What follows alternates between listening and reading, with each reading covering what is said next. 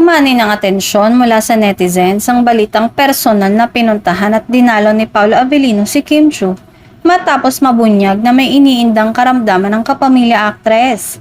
Ayon sa mga ulat, nais lamang ni Paolo na kumustahin at tiyaking maayos ang kalagayan ni Kim sa gitna ng kanyang pagpapagaling. Bagamat hindi detalyado ang isiniwalat tungkol sa kondisyon ni Kim, sinabi ng mga malalapit sa aktres na kailangan niya ng pahinga matapos ang sunod-sunod na trabaho at commitments.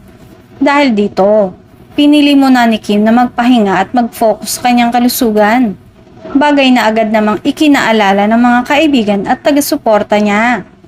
Pinuri naman ng netizens ang ginawang pagdalaw ni Paolo na para sa marami ay patunay ng pagiging maalalahanin at supportive nito.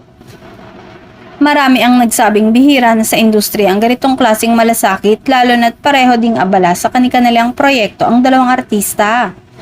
Hindi rin maiwasang mag-react ang fans ng Kim Pao na agad nagbigay ng kanilang komento at suporta sa social media.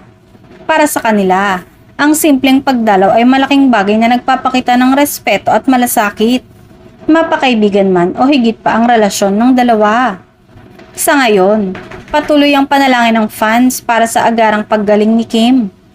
Nananatiling tahimik naman sina Kim at Paolo tungkol sa issue. Ngunit malinaw na ang ipinakitang malasakit ni Paolo ay nag-iwan ng positibong impresyon sa publiko.